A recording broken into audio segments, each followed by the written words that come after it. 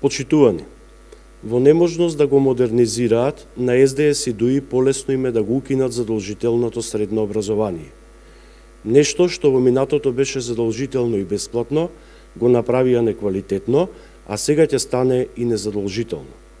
Владата на Ковачевски размислува за укинување на задолжителното средно образование, а образложението е дека тоа е добро за економијата во државата. Како неедуцирани граѓани ќе бидат од корист за државата? Замислете, ова е ставот на владините министри во време кога светот го движат и развиваат интелектуалци и колку повисоко и поквалитетно образование имаш, толку повеќе си ценет.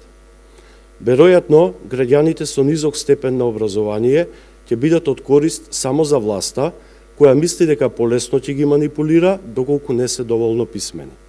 Тоа е потценување и навреда. Наместо да им понуди што повеќе можности и опции за едукација, владата им вели дека доволно им е деветолетка за да успеат во животот.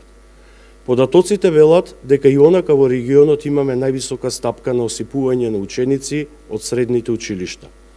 Практично, 78% од една генерација средношколци го завршуваат ова образовно ниво. И наместо тоа да се подобри, фокусот да биде ставен особено на дуалното образование, со кое би се насочили и квалификувале нови кадри, се размислува за незадолжително средно образование. Ветуваме дека оваа идеја ќе биде спречена. Наскоро доаѓаат промени и нова влада, која навистина ќе се грижи да имаме квалитетен образовен систем, затоа што ова општество треба да се развива врз база на знаење и треба да се вложува во знаењето на граѓаните. Благодарам.